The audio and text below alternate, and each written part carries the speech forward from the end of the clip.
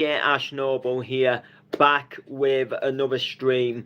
A stream that I wasn't expecting to be doing today, actually. And I've got a gig announcement for you today. So this is one of them gigs where I've kind of like announced the date to you, but there was no like flyer or artwork, so I didn't announce like exactly what it was.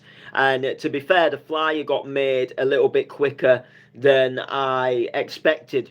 That it was gonna sort of like it was quicker than I thought it was gonna take to get made. I thought I'd be sharing it like maybe like next week or the week after, not sort of as quick as I was, but the event was obviously already in quite sort of far developed stages that they were just finalising a few things. So yeah, so this booking is for it's for the 30th of June. So this is that booking I was on about in the stream yesterday, where it excited me because from March I've got at least one booking every month all the way up until August, which is quite exciting for me.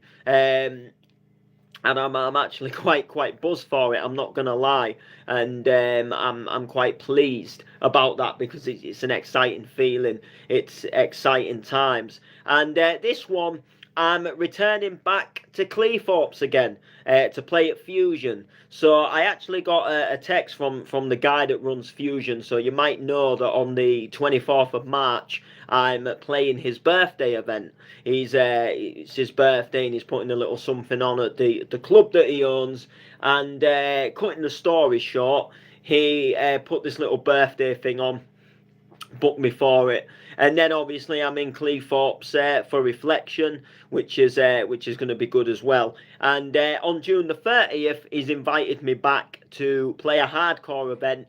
And the headliner actually surprised me. It was someone that I didn't expect, and I'm actually quite excited for it because, I said headliner. I didn't even know it was going to be a hardcore event, to be honest. He just said, I've got a night rocking at your events, or he said he's got a night rocking at his club, and just sort of said, look, got a nice tasty headliner, would you be interested in playing? And I just essentially said, yeah, so what sort of music do you want me to play? And he said it's going to be a mix of everything, bounce, hardcore.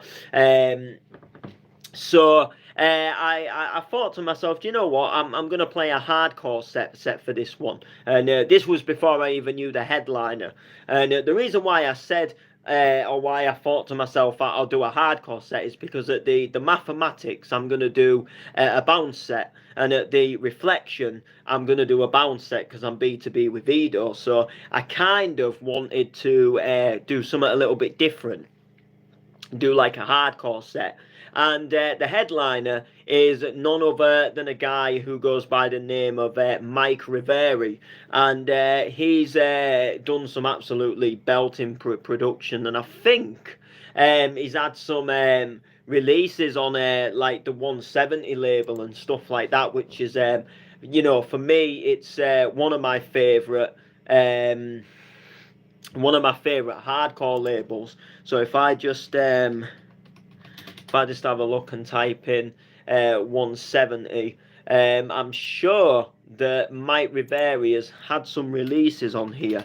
Let's have a look. So I know Mike Enemy has. Yeah, Mike Riveri, he has done Man on the Moon. He's done I Can't Breathe. Fracas and Darwin did a remix of that.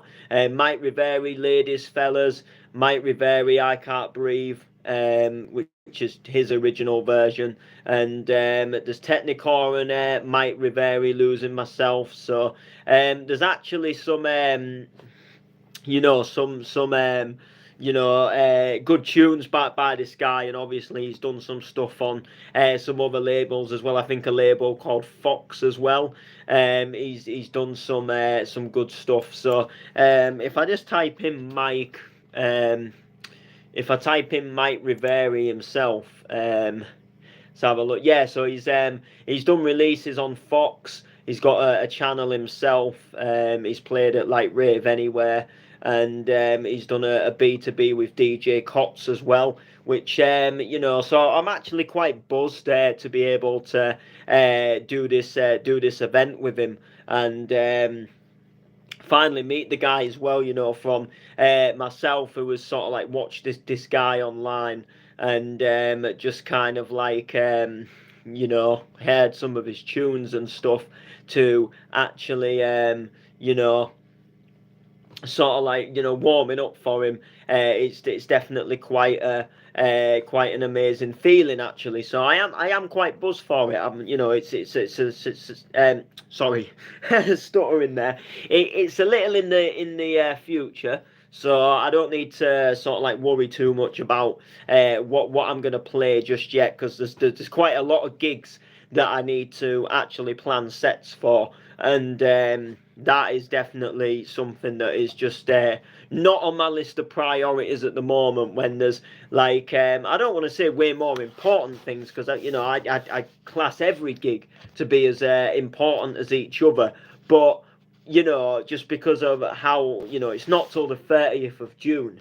So we're going to be in summer by then. We're going to be wearing. I'm wearing one now, but we're going to be just in t-shirts, and we're not going to be wearing our big coats, and the nights are going to be lighter. It's not going to be getting dark until probably about 9, 10 at night by this point. So it's going to be a really good, enjoyable vibe, and I'm quite looking forward to it, if I don't say so myself. So. But yeah, there's just a lot of things happening before that happens. A lot of gigs that I do need to sort of like prepare for, and obviously tomorrow itself is the 10th of February already, which is crazy to think that this year's flying by already. And I'm just looking forward to it. I'm just looking forward to what this year is genuinely going to bring. And when I sort of started going round to friends' houses in 2019, they was sort of they sort of inspired me to actually want to get back on the decks, because I was going there and emceeing at these house parties, and then there was kind of like, you have a little go on the decks if you want, Noble. Can you actually mix? And at the very beginning, I couldn't mix. At the very beginning, there was just no chance that I could actually beat match. And then I just started having a little go now and again, and only did it for fun, just now and again. Didn't really do it on like the live streams. It was just getting ready for the live, just spin a couple of tunes while we're sort of waiting to go on air, and then obviously I sort of got into it a bit myself and started doing the online radios on a little controller, and it was most definitely more. I was on a really horrible controller, so sometimes I will admit, back in them early days, 2019, I was pressing the sync button, because I was on a real little controller, and the jog wheels were just so small that you couldn't really move them that well without, if you knocked them, it'd just you'd just send your waveform like halfway through the track. So it was a little bit annoying. And then for Christmas, I got the CDJs, and that's when it all started changing for me. And then I suppose sort of like doing layman radio and live stream on pages. Big respect to the layman, because he was a big part of me getting into my sort of like DJ side of things, and he's kind of been there from sort of like to witness the sort of like the transformation from this guy who was sort of like emceeing and freestyling to this DJ that has come on leaps and bounds. And we've gone to so many events and bookings together, and we've been on such a mad vibe and such a mad journey together, that it's just absolutely crazy. And to think that we're actually still going on this journey as we speak.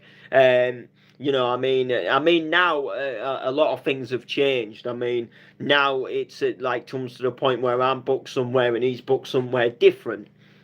Because a lot of people that I heard sort of on the grapevine, and just what I imagined anyways is a lot of people was having a little bit of a whinge and a moan, and apparently, because I was chilling with the layman all the time, and I was only getting these bookings because of the layman, and because of him. And although he was helping me, I ain't gonna sit here and deny that the guy wasn't helping me, but it was still sort of through my own. Do you know what I mean? He wasn't saying, he wasn't going up to people and saying, "Oh, give Noble a set."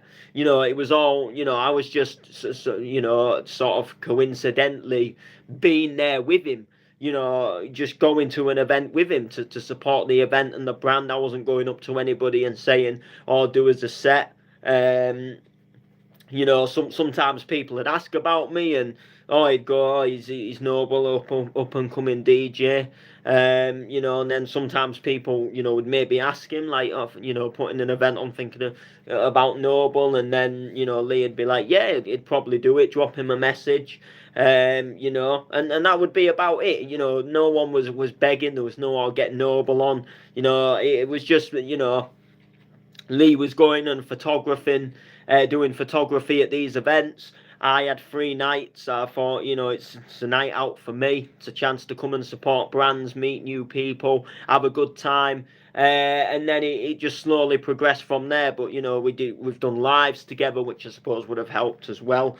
And now we're actually doing comedy together, which also is quite funny in itself. But no, I mean, I have got to thank him. He has helped me massively. And I certainly, in a lot of sense, wouldn't be here today if it wasn't for him helping me in that sense. But I have helped myself as well. And I do like people to sort of realize that, because but I know when you're looking in, from like the outside angle, it can kind of look different to what it actually is when you don't fully know what goes on, and you're only seeing like glimpse. I know can be one of them, obviously one of them things. But massive respect to the layman, but that is not, for getting people that like booked me when I was an MC, like Stomping, gave me some amazing opportunities and chances, and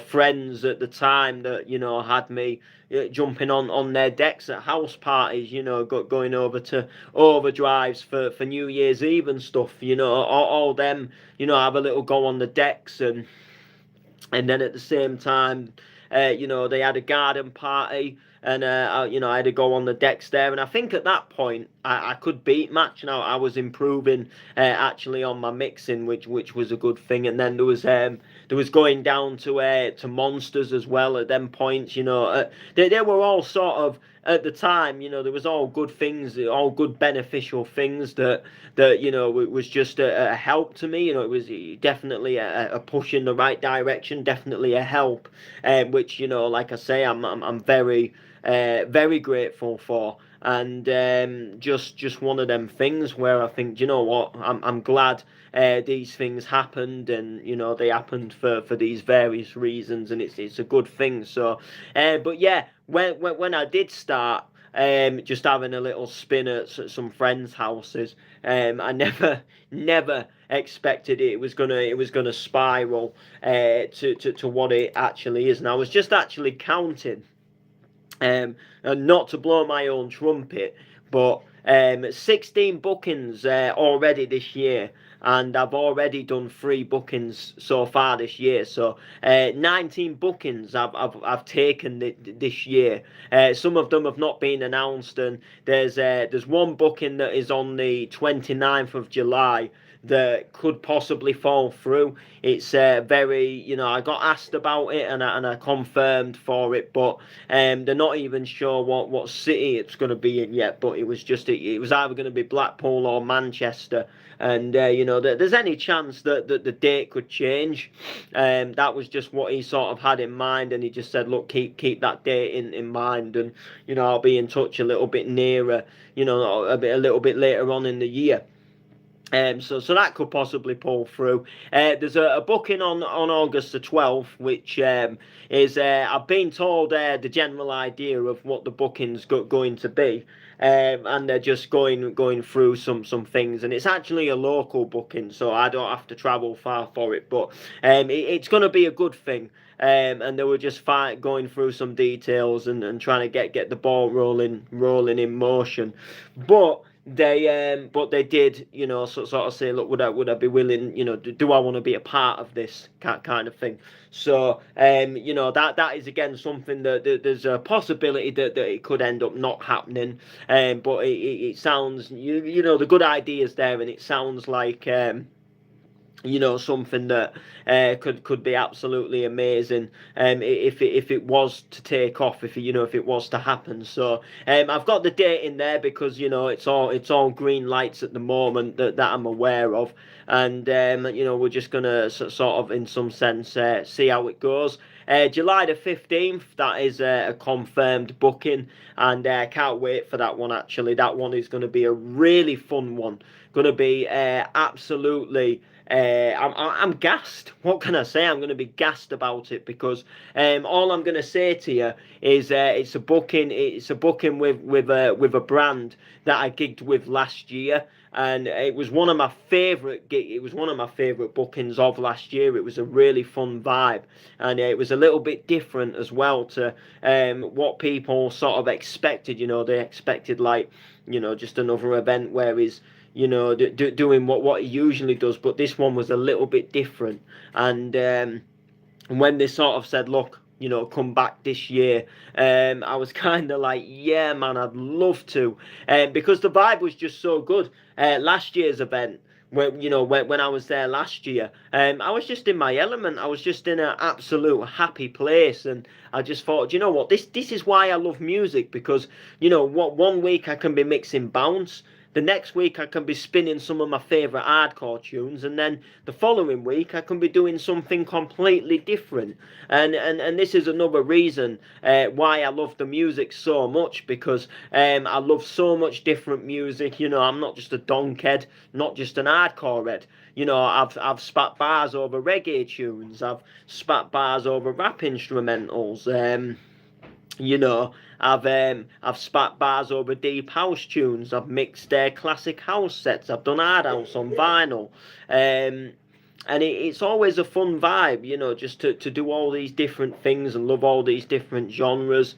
I've also spat bars over drum and bass as well, and D&B vibes are just absolutely going off.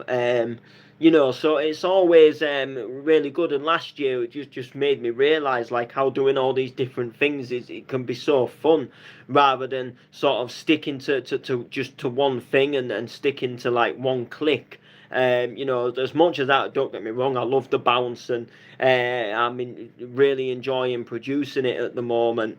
But going back, to the be all and end all of it, I love the variety of different things, variety of different things. So, but yeah. So, like I say, June the 30th is a brand new booking, warming up for none other than Mike Riveri.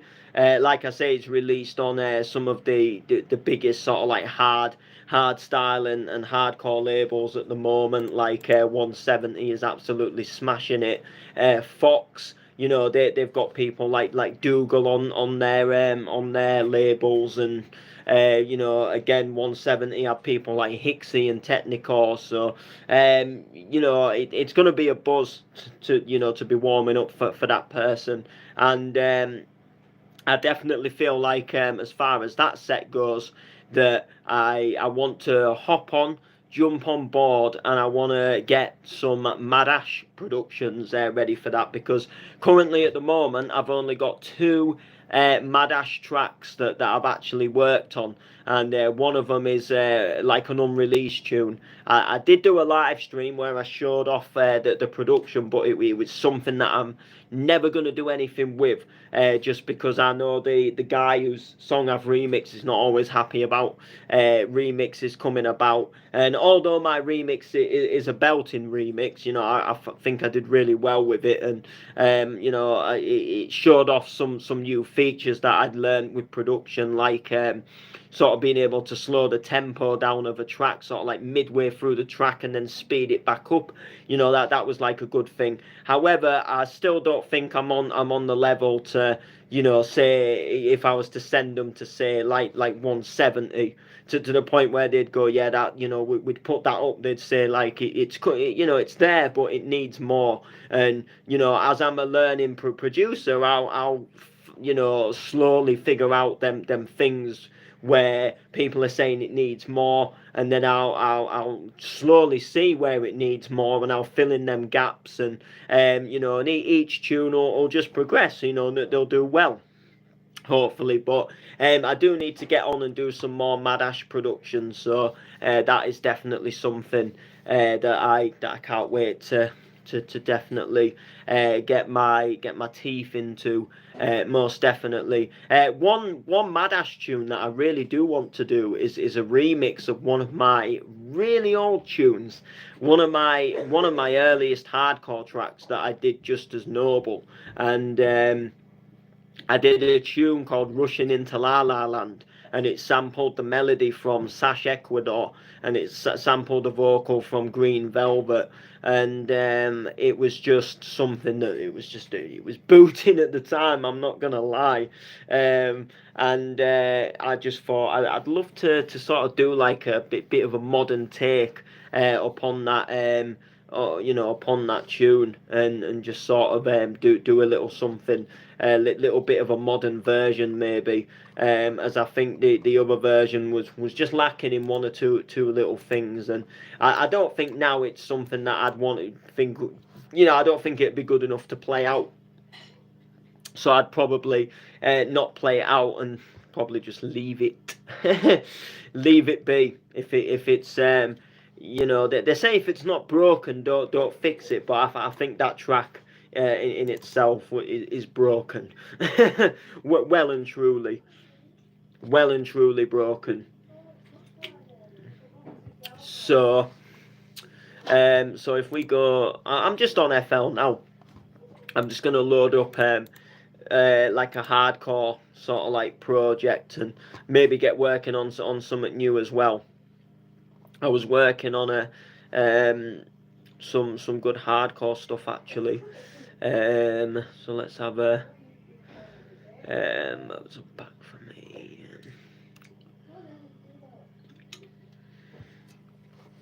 I've just done a bounce tune, and I do wonder what it would sound like as an hardcore track.